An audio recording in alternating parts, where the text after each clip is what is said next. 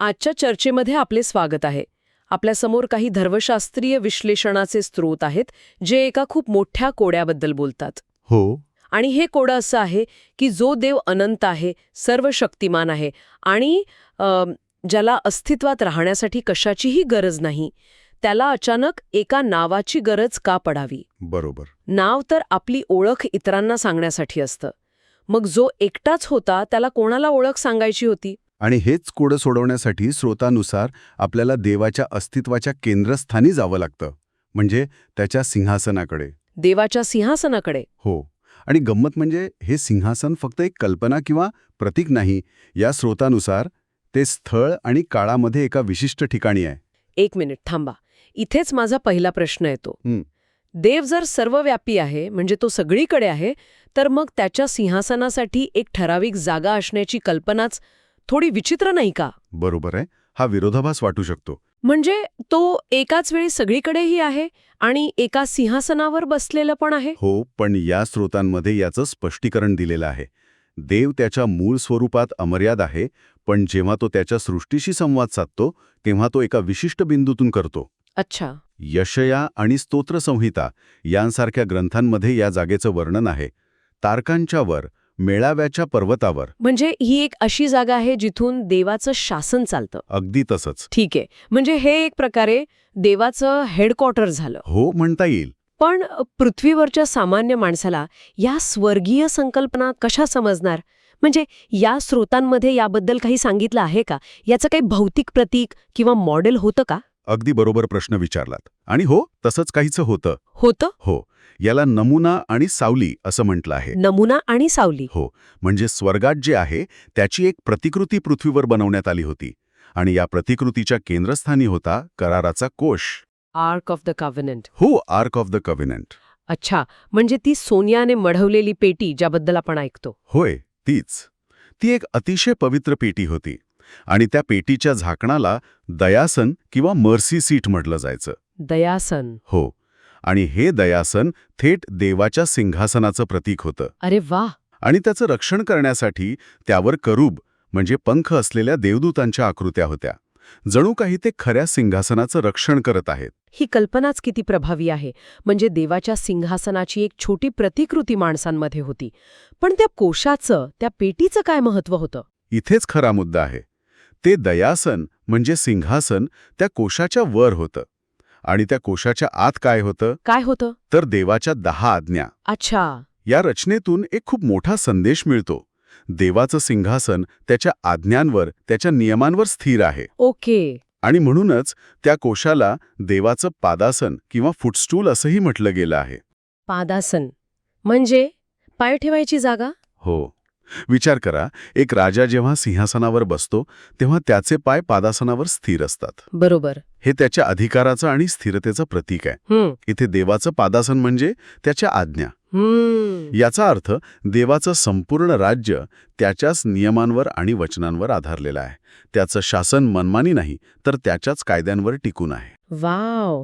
म्हणजे सिंहासन हे अधिकाराचं प्रतीक आणि पादासन म्हणजेच आज्ञा हा त्या अधिकाराचा पाया आहे.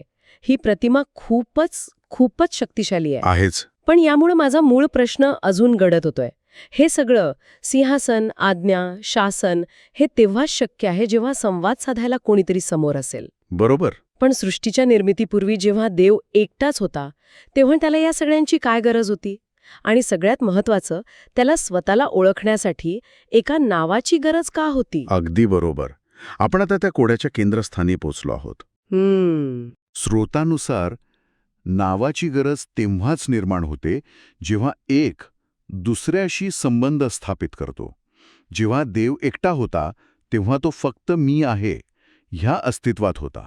त्याला स्वतःला ओळखण्यासाठी दुसऱ्या कोणाची गरजच नव्हती. म्हणजे नाव हे स्वतःसाठी नाही तर इतरांसाठी आहे. हे असं आहे का की नाव हे एक प्रकारे देव आणि त्याची सृष्टी यांच्यातला पूल आहे? तुम्ही अगदी अचूक शब्द वापरलात. तो एक पूल आहे. अच्छा. जेव्हा देवाने स्थळ, काळ आणि सगळ्यात महत्त्वाचं म्हणजे इच्छा स्वातंत्र्य असलेल्या सजीवांची निर्मिती केली तेव्हा या पुलाची गरज निर्माण झाली. का? कारण या स्रोतानुसार अपूर्ण इच्छा स्वातंत्र्य असलेले जीव देवाच्या तेजाला, त्याच्या थेट अस्तित्वाला सहनच करू शकले नसते.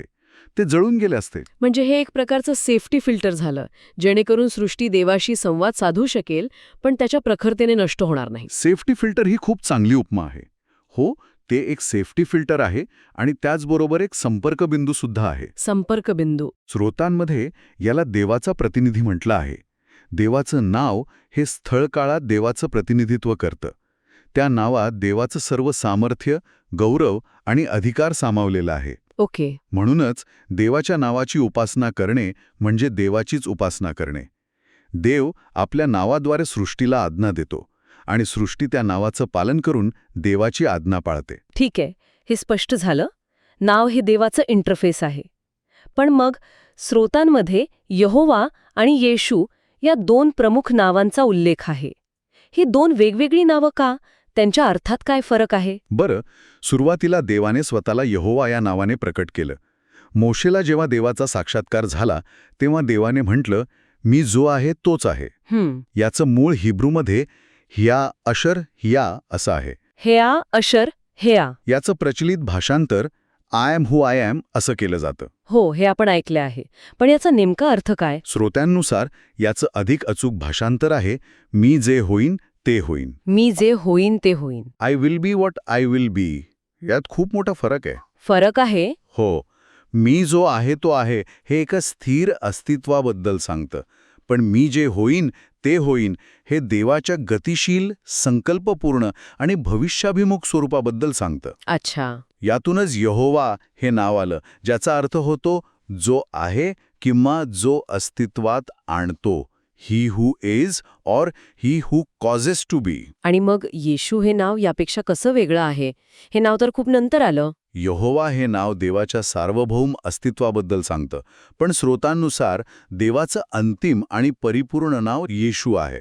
अंतिम आणि परिपूर्ण. हो, हिब्रूमध्ये येशू म्हणजे येशुआ येशुआ. आणि या नावाचा अर्थ आहे यहोवा तारण आहे. थांबा, यहोवा तारण आहे, यावे इज सॅल्वेशन. बरोबर. म्हणजे हे खूपच मोठं विधान आहे. एका नावाचा अर्थ आहे जो आहे आणि दुसऱ्या नावाचा अर्थ आहे जो आहे तोच तारण आहे. अगदी. म्हणजे हे देवाच्या ओळखीमध्ये एक प्रचंड मोठा बदल आहे. हे मी आहे पासून मी मदत करायला आलो आहे असं म्हणण्यासारखं आहे. पण तारण किंवा सॅल्वेशन या शब्दाची गरजच का निर्माण झाली? आणि हा प्रश्न आपल्याला थेट इच्छा स्वातंत्र्याच्या मुद्द्याकडे घेऊन जातो. ओके. स्रोतांनुसार देवाने सजीवांना इच्छा स्वातंत्र्याची देणगी दिली.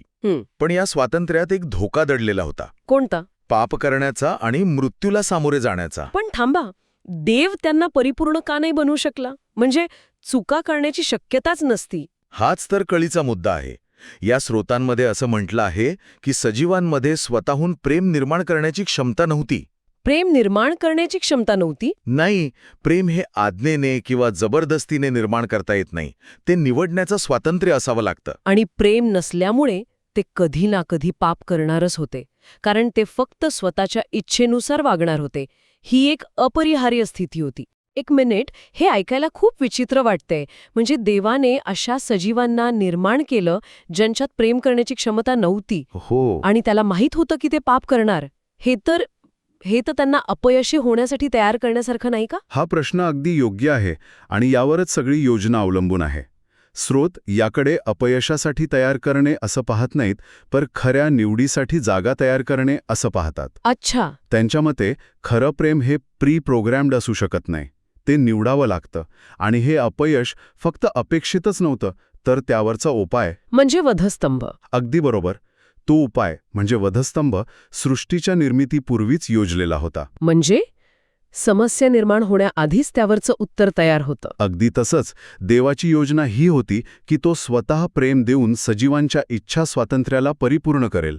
जे त्यांच्याकडे नव्हतं ते देव स्वतः देणार होता. आणि येशू हे नाव? हे नाव याच योजनेचं प्रतीक आहे. ट्रिनिटीमधील दुसरी व्यक्ती म्हणजे पुत्र स्वतः एक जीव बनून देव आणि सजीव यांच्यात मध्यस्थ बनला. मध्यस्थ का? कारण देव आणि सजीव यांच्यात संवाद साधण्यासाठी अशी व्यक्ती हवी होती जी देवही असेल आणि सजीवही. हो, बरोबर.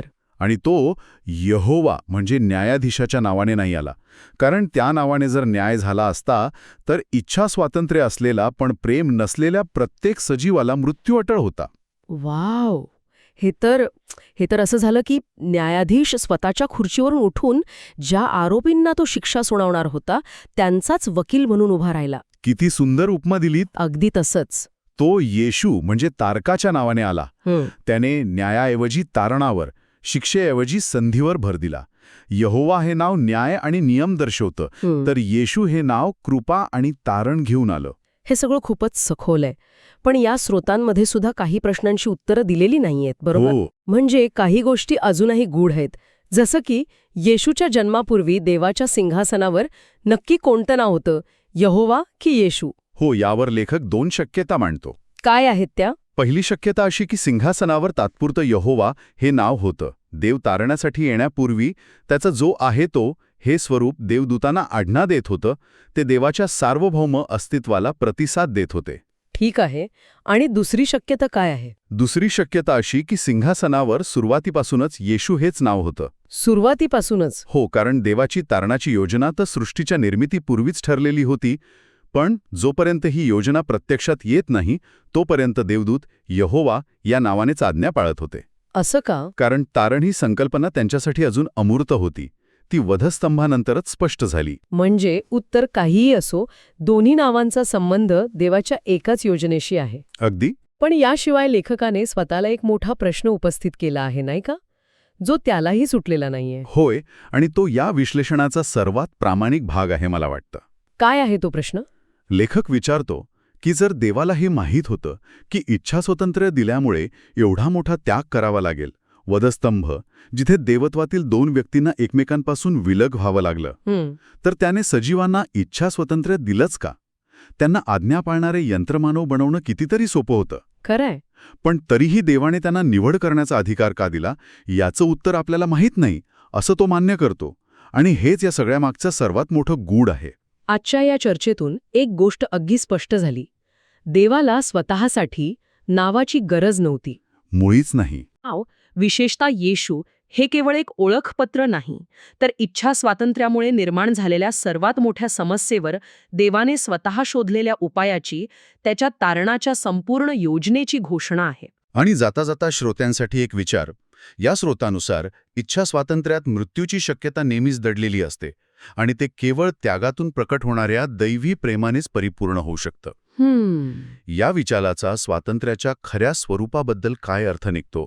की त्याग आणि प्रेम याशिवाय खरं स्वातंत्र्य अस्तित्वातच येऊ शकत नाही किंवा ते कधीच पूर्णत्वाला जाऊ शकत नाही, यावर नक्की विचार करा.